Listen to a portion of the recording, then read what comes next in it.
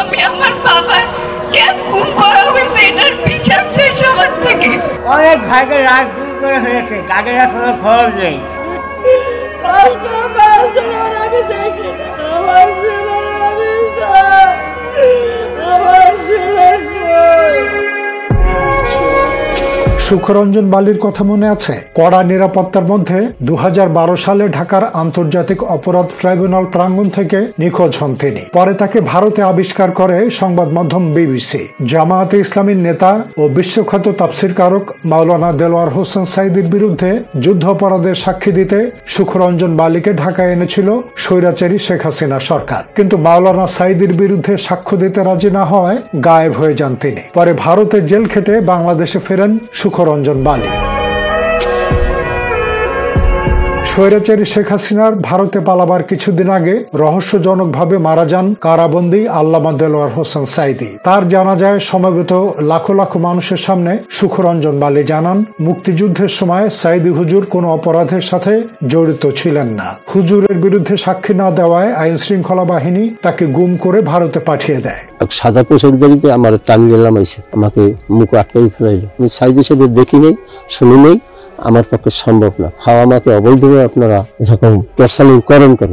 সেই বিডিআররা আপনার ধরিয়া ভারতের ওই ডিসি করে হাতে দিয়েছে, তারা আমারে খুব রকম মারধর করছে। আমি 2.5 ঘন্টা 3 ঘন্টা ছিলাম। বিএনপি নেতা ইলিয়াস আলী সহ আরো কিছু নেতা নিখোঁজ হওয়ার পর একই ধারাবাহিকতায় 2015 সালে গুম হন বিএনপি নেতা সালাউদ্দিন আহমেদ। দেশ জুড়ে তাকে নিয়ে হইচই পড়ে যায়। অবশেষে ভারতের মেঘালয়ে আবিষ্কৃত হন তিনি। সালাউদ্দিন জানান, চোখ মুখ বাঁধা অবস্থায় কিভাবে তাকে ভারতে নেওয়া হয়েছে তা তিনি জানেন না।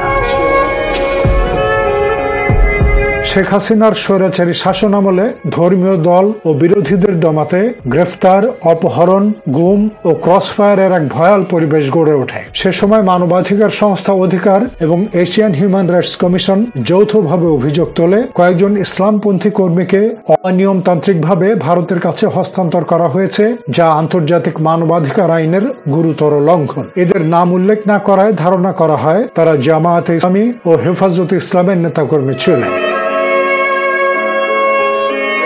বাংলাদেশের ভিতরেই গুম করা হয় জামায়াতে ইসলামীর নেতার ছেলে অবসরপ্রাপ্ত ব্রিগেডিয়ার জেনারেল আব্দুল্লাহ আজমি ও ব্যারিস্টার আরমান এবং কর্নেল হাসিনুর রহমান বীর প্রতীক সহ আরো অনেককে। তাদের অনুসন্ধান করতে যেয়ে জাতীয় ও আন্তর্জাতিক গণমাধ্যমে বেরিয়ে আসে মানবতা বিরোধী বিভীষিকাময় আয়নাঘরের কথা।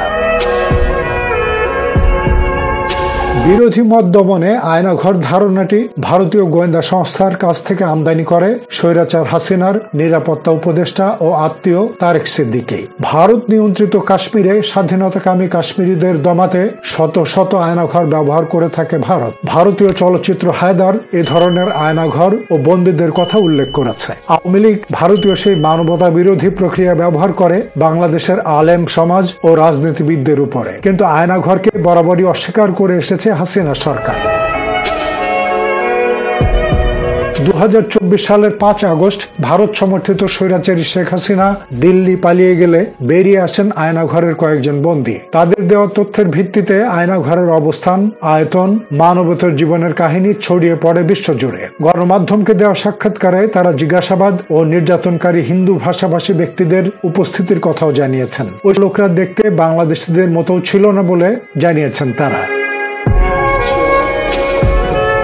জুলাই অভ্যুত্থানের পর গঠিত অন্তর্বর্তীকালীন সরকার গুম ব্যক্তিদের অনুসন্ধানে গুম কমিশন গঠন করে। স্থানীয় ও আন্তর্জাতিক মানবাধিকার সংস্থাগুলোর মতে 2009 থেকে 2024 সালের মধ্যে 3500-র বেশি ব্যক্তি গুম হয়েছেন। এদের মধ্যে শতাধিক রাজনৈতিক কর্মী, সাংবাদিক ও ইসলামপন্থী সংগঠনের সদস্য রয়েছেন।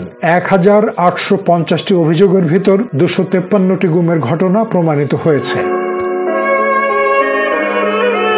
গুম কমিশন বলছে এসব ভাগ্যহত গুম হওয়া ব্যক্তিদের 4 ধরনের পরিণতি হতো। হত্যা করে ক্রসফায়ারের নামে চালিয়ে দেয়া, বহুকাল গুম থাকার পরে হঠাৎ জেলখানায় বন্দি দেখানো অথবা কোথাও মেরে ফেলে রাখা, অন্য দেশে হস্তান্তর, পুরোপুরি নিখোঁজ অথবা মেরে গুম করে ফেলা, নতুবা আয়না ঘরে বন্দি। কমিশনের রিপোর্ট বলছে 6টি সংস্থা 3 ধাপে 16 বছর ধরে গুম করে এসেছে। এর সাথে এখন পর্যন্ত 23 জন কর্মকর্তা জড়িত থাকার তথ্য পাওয়া গেছে। গুম কমিশন তদন্ত করতে গিয়ে বিদেশি গোয়েন্দা সংস্থার সমন্বয়মূলক ভূমিকার তথ্য পায়, যেখানে ভারতের গোয়েন্দা সংস্থার সংশ্লিষ্টতার প্রমাণ মেলে।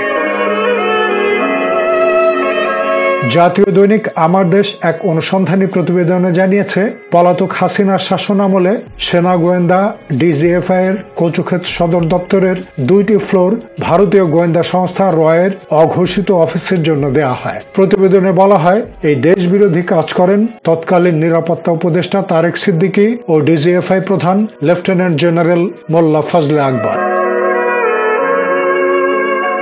আইন বিশারদরা বলছেন, বাংলাদেশে রীতিমতো ঘাঁটি গেড়ে নিজ দেশ থেকে সেনা সদস্য এনে বাংলাদেশের মানুষের বিরুদ্ধে ভারত যে মানবতা বিরোধী অপরাধ করেছে সে ব্যাপারে ভারতের বিরুদ্ধে আন্তর্জাতিক অপরাধ আদালত আইসিসিতে তথ্য প্রমাণ দিয়ে অভিযোগ করা যেতে পারে। সেক্ষেত্রে আইসিসি গুমকে মানবতার বিরুদ্ধে অপরাধ হিসেবে গ্রহণ করে ভারতীয়দের বিরুদ্ধে ওয়ারেন্ট জারি করতে পারে। এতে করে ভারতীয় কর্মকর্তারা আন্তর্জাতিক ভ্রমণের ক্ষেত্রে গ্রেফতারের ঝুঁকিতে পড়বে, জেল, অর্থদণ্ড, এমনকি আজীবন কারাদণ্ড হতে পারে ওইসব ভারতীয়দের।